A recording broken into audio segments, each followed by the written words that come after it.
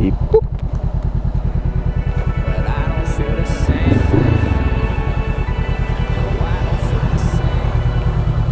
Je suis riche, je vais chez Total parce que je suis riche, très riche. Je suis un homme dont la richesse n'a d'égal que le nombre d'abonnés sur YouTube. Je sors ma carte bleue verte, signe distinctif de richesse. Avez-vous la carte Total? Non madame, je n'ai pas la carte Total. Jamais. Malgré ta magnifique voix. Donne-moi de ton jus. Et je te donnerai mes richesses à une vitesse considérable, ma foi. Putain. C'est super inconfortable de faire le plein en moto quand tu restes assis dessus. Qu'est-ce qu'il y a? 9 litres, tu te fous de ma gueule? On n'est pas là pour rigoler là. Allez, donne-moi tout ce que t'as. Ah, apparemment, j'étais pas si à sec que ça, le loot. Bon, bah, on va s'arrêter là.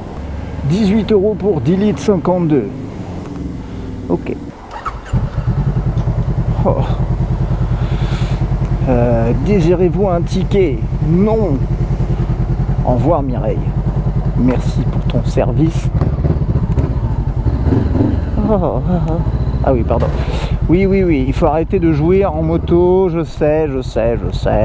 Et qu'est-ce que vous voulez que je vous dise? C'est un signe de plaisir. Et le plaisir, c'est quelque chose qui n'est pas honteux, ma foi. Bon, les loulous, j'espère que tout va bien pour vous. Et je vous avais pas expliqué pourquoi j'avais choisi une CBR 500R. Et aujourd'hui, le but, c'est de vous en parler. Puis ça me permettra aussi de refaire le tour de la Meule de manière un peu plus complète qu'en 3 minutes. Parce que bon, c'était un petit peu léger, quoi. Voilà, hein. Salut monsieur, bonjour. Monsieur le passager. Comment vous allez, monsieur le passager? J'ai mal au cul. Ah oui, ben ça, écoute, c'est ça d'être passager. Loser. Non, je plaisante. Pardon. J'aime bien les gros trous dans la route. C'est quelque chose qui m'a toujours passionné. Donc, aujourd'hui, on va parler de pourquoi une CBR 500R. De 2017 en plus. Parce que l'année, tout est très spécifiquement choisi sur ce modèle pour me convenir à la perfection. En tout cas, oui. Là, voilà, ça fait bien un gros mois que je l'ai, cette meule, et je la kiffe. Donc, ça me permet aussi de vous dire que je ne me suis pas planté, et donc de vous expliquer pourquoi je veux cette meule. Je vais aller à gauche ici, c'est sympa comme tout.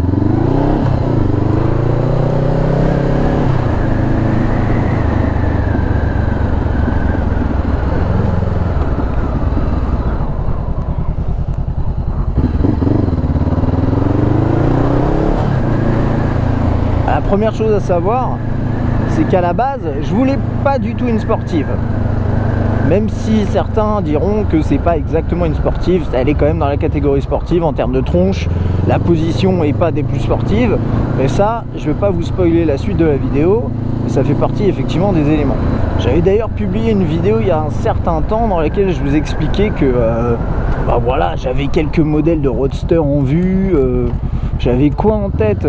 Il y avait surtout, j'étais très porté chez Ducat à cette époque-là, notamment sur la Monster. Et ça reste une moto que je trouve très belle, hein, y a pas de voilà. Sauf que dans le choix de cette moto, ce qui a été fait, c'est de trouver un juste milieu, un compromis entre le joli, entre guillemets le pratique, qui me conviendrait en tout cas pour... j'ai envie d'aller en face, mais c'est un petit peu interdit, donc on va peut-être pas faire ça. C'est joli en plus ici. On va aller rouler un peu.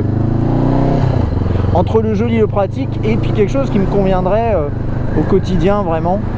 Et à ce moment-là, j'avais publié un petit sujet sur motovlog.fr, forum sur lequel je traîne quotidiennement, et je vous invite à aller y faire un tour si le sujet vous intéresse.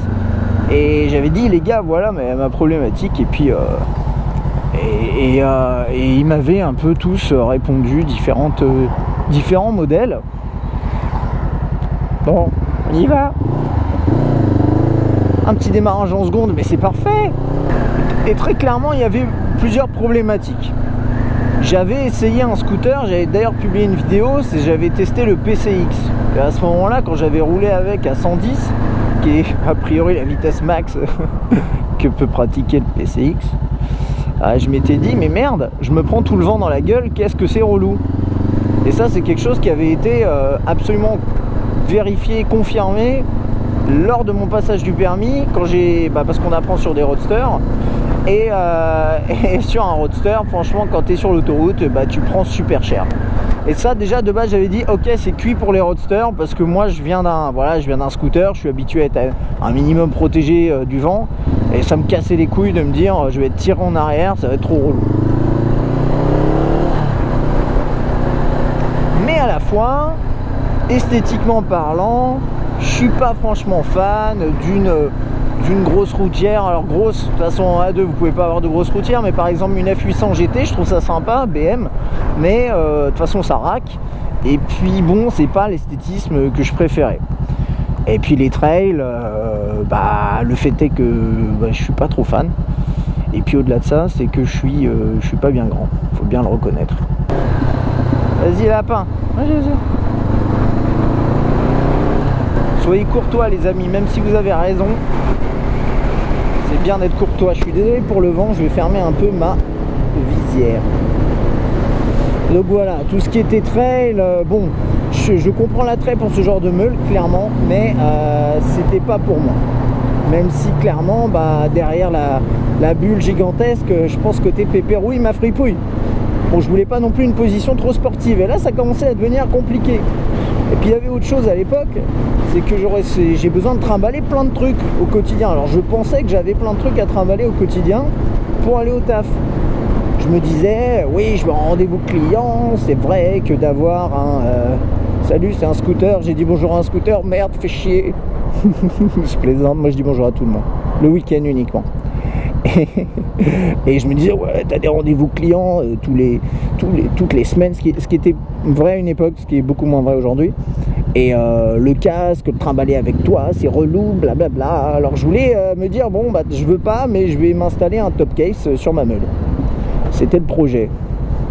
Et c'était à contre-cœur. Hein. Et du coup, je m'étais dit, sur un roadster, de toute façon, un top case, c'est chum. Et puis roadster, j'avais dit non. Et puis sur les forums, les gens disaient, bon, un top case sur un trail, ça passe bien. Un top case sur une routière, voilà. Et puis un top case sur une sportive, c'est carrément chum, mais ça reste moins chum que sur un roadster. Bon, ça se discute, mais je m'étais dit, ok. Et puis ensuite, niveau motorisation, alors moi j'y connais rien, j'y connaissais rien avant, j'y connais pas grand chose encore maintenant. Mais j'ai hésité entre certaines bécanes, notamment la diversion F de Yamaha, qui me semblait pas mal en termes de réponse à mes besoins, mais le problème que j'avais, c'était que c'était une 4 cylindres, et en bridé, ça aurait été un petit peu mou du genou.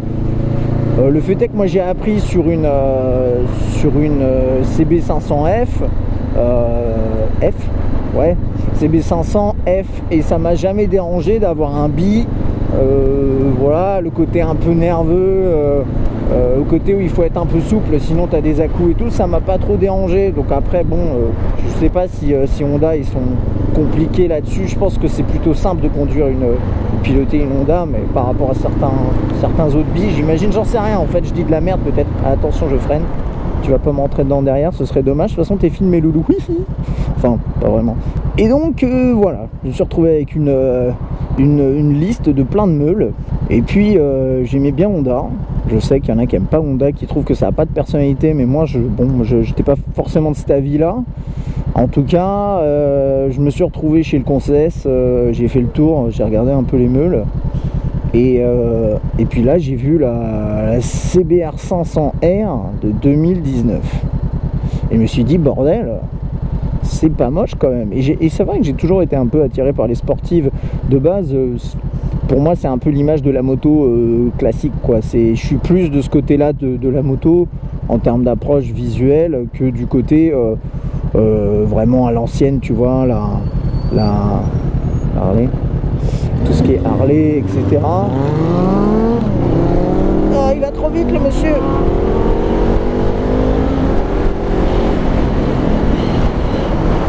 Alors, je vais devoir fermer le truc, donc vous allez moins bien m'entendre a priori, mais c'est pas trop grave. C'est vrai que par exemple, moi quand je regarde une Panigale ou bien alors je connais pas très bien les noms des meules, donc je suis désolé, mais par exemple ce que fait Aprilia en termes de sportive, mais genre ça me fait mouiller quoi. C'est dégueulasse de dire ça. Et ça, voilà, ça me fait kiffer, je trouve ça magnifique. Et c'est vrai que je vous avoue que c'est pas impossible qu'à un moment je m'achète une vraie sportive de chez Ducat ou je sais pas trop quoi. Donc au final, voilà, je me suis retrouvé à être intéressé fortement par une petite CBR 500R. Et au début, j'étais vraiment chaud pour m'en acheter une neuve, hein. J'étais parti en mode, ouais, je vais m'en acheter une neuve. Alors, neuve, c'est 7000 balles, hein, on va dire, avec les couleurs, la couleur que tu veux, les options que tu veux, blablabla, les poignées chauffantes, nanana. Avec un mois de délai à la commande, bon, ça c'est pas très grave. Et puis, j'ai essayé la CBR 500R que vous avez vu dans peut-être une de mes vidéos. Et ça a confirmé mon intention initiale. Je me suis dit ok, la position, c'est quand même un peu sur l'avant, mais sinon ça va. Et je me suis rendu compte, alors ça je vous en reparlerai un peu dans une autre vidéo parce que c'est toute une histoire, parce que celle-là c'est pas la première que j'ai achetée à la base de moto. Et vous allez vous y dire quoi Axel, c'est ta première meule? Oui, c'est ma première meule. Mais la première que j'avais réellement commandée, c'était pas celle-là. Je vous en parlerai, j'ai eu tout un bordel. Mais dans tous les cas, j'étais monté à la base sur exactement le même modèle, mais pas celle-là. Et je me suis dit, là c'est top. Parce qu'il y a un truc qu'il faut savoir, c'est que la 2017, en fait à partir de 2018, ce que Honda a fait, c'est qu'ils ont rendu un peu plus sportive la CBR 500R, qui est finalement le modèle sportif un peu casual, tu vois, le sportif du dimanche. En fait c'est pas vraiment sportif, en fait la position vous la voyez pas là, mais je suis quasi droit. En fait je suis un tout petit peu plus sur l'avant que sur un roadster, mais ça dépend des roadsters d'ailleurs. Mais au final c'est voilà, c'est assez confortable. Et à partir de 2018-2019, ils ont fait des versions où finalement tu étais un peu plus sur l'avant. Et donc là 2017, ça faisait partie des plus récentes où tu avais encore une position un peu tranquille. Et ça me convenait. Il y a aussi autre chose également, et vous le verrez en faisant le tour de la Meule, hein. Je vais aller me poser quelque part dans les bois là-bas là. Mais c'est la couleur aussi. À partir de 2018 c'était l'année assez trash niveau couleur. Ils ont fait des trucs trop moches, le noir qui brille. Alors attention, c'est subjectif, mais bon, c'est mon avis, c'est ma moto, donc voilà. Mais ouais, noir qui brille, rouge, des trucs assez bon, ça me convenait pas. C'est vrai que je trouvais que et par contre en 2019 ils ont fait le noir mat avec les accents rouges, qui est carrément stylé, mais voilà, ça rentrait pas dans le budget. Donc à partir de là je me suis dit, 2017 ils ont sorti plusieurs versions. Lui il kiffe les zèbres, alors moi aussi j'aime bien les zèbres, mais généralement c'est quand je vais dans les eaux, tu vois, genre les eaux ou dans la savane. Bon, je dis ça et puis ça m'arrive de rouler sur les zèbres, mais pas en bagnole quand même, pas en bagnole, faut pas déconner. Et voilà, 2017 ils ont sorti cette version là qui est en noir mat. Là en plus je l'ai acheté dans, alors je sais pas si c'est une option que le gars avait chopé, l'ancien proprio, mais en gros elle a des accents carbone. Alors le clignot là, mais lui il a tout fait quoi. Et les accents carbone, eh ben ma foi c'est assez classe. Ok, je vais me planquer à droite, non? Ouais. Je peux aller là. On se pose un petit peu pour vous en parler un peu plus. Là, il y a des gens qui font leur petite balade du dimanche. Il fait beau, c'est chouette. La voilà, la petite louloute. Alors, la première chose qui m'a attiré vraiment sur cette moto, vous le voyez. Enfin, en tout cas, c'est une question de goût, hein, comme d'hab. Mais c'est vraiment à sa tronche, quoi, tout simplement. Le côté justement sportif que j'aime bien. mais ce noir mat qui est je trouve vraiment cool, un peu salissant, ça c'est pas très grave. Et puis vous le voyez, je sais pas si vous le voyez bien, mais là voilà, j'ai des petits accents carbone. Alors c'est pas du carbone, hein, c'est du plastique, mais c'est carrément classe. Bon, je trouve que ça envoie. D'ailleurs dans ma précédente vidéo de présentation, un truc de 3 minutes là, vous le voyez. Après il y a plusieurs choses aussi. Moi j'aimais bien le fait d'avoir les rétros qui soient intégrés dans le carénage, un peu plus en avant du coup. Donc, comme sur c'est comme sur la majorité des sportives, et c'est un truc de scooter aussi, hein, faut pas se mentir, de routière, etc. Et moi je trouve qu'on a on voit bien dedans. J'aimais pas le fait d'avoir les rétros sur le cintre, c'est un peu relou, je trouve, on voit rien quand on bouge le truc, les rétros ils bougent, je trouve que ça n'a aucun sens. Après ça c'est une question d'habitude, vous me direz. Donc voilà. Donc la tronche, la couleur que j'ai choisie, 2017, la position, hein, que vous pourrez pas voir là, mais vous la voyez dans la précédente vidéo. Mais en fait, ce qui se passe, c'est ce que je vous disais, c'est que ici, au niveau du guidon bracelet, du cintre bracelet, comment on appelle ça, guidon, cintre, bah les couilles. Ici, ils ont changé en fait la position de 2017 à 2018, ce qui fait qu'en fait, voilà, en 2017, on est un peu plus haut que en 2018. Puis voilà, moi je trouvais que la version noire avec les carters comme ça, la dorée, enfin dorée marron, putain, moi je trouve que ça envoie grave. Je trouve ça vraiment beau, hein. C'est une question de goût encore une fois, mais je trouve ça beau. Par contre les clignots, les gros clignots en mode God Michel là, ou plug anal, ouais, ça m'excite pas des masses, mais bon, ça je les changerai peut-être à un moment. Donc après, pour l'histoire du stockage, comme vous le voyez, j'ai pas installé de top case. Ça je vous en parlerai dans une autre vidéo pour vous expliquer vraiment comment je me suis organisé au final au quotidien, mais bon, vous me direz, voilà, là-dessus on peut installer un petit top case pas trop moche, ça rend à mon avis pas dégueulasse, mais c'est clair que ça pique de se dire sur une aussi jolie, en tout cas c'est subjectif, hein, une aussi jolie meule se mettre un top case. Bon, écoutez, hein, j'en ai pas mis et je vous expliquerai comment je m'organise, et je m'en sors vraiment très bien au quotidien. Il n'y a pas du tout de problème, vous voyez, je me suis déjà acheté une sacoche de réservoir, bon, ça je vous en parlerai. Bon, après, le loulou d'avant avait installé un petit XS Race à double sortie qui fait un barouf du diable, sauf que j'ai remis les chicanes parce que sinon ça aurait été chaud sur Paris. Ça faisait partie des éléments sympas, mais c'est pas pour ça que j'ai choisi cette moto particulièrement, hein. C'était comme ça, et puis c'est tout. Et puis lui, il avait installé de base également les poignées chauffantes, qui sont pas celles de Honda, qui sont celles de je ne sais plus trop qui, j'ai oublié, et qui sont bien. Elles sont très bien, j'en suis très content. Donc ça, c'est top. Bon, et je parlais du vent. Alors, voilà. Sportive dit, il y a une bulle. Et quand j'avais testé la 2019, j'avais trouvé que sur l'autoroute, c'était un peu moins relou que sur une CB500F. Bon, dans les faits, cette bulle, vous le voyez, hein, c'est pas un truc de fou, mais c'est mieux que rien. Et très franchement, voilà, moi je me tape globalement le vent dans le haut des épaules et le casque. C'est pas aussi bien, entre guillemets, en termes de gestion du vent que quand j'étais en scooter, bien entendu, mais c'est carrément mieux que quand j'étais en auto-école. Et franchement là-dessus, moi je suis content. Et puis je fais pas franchement beaucoup d'autoroutes, donc ça me dérange pas des masses. Bon, que dire de plus, c'est à peu près tout. Putain, j'ai une araignée qui est accrochée à mon casque.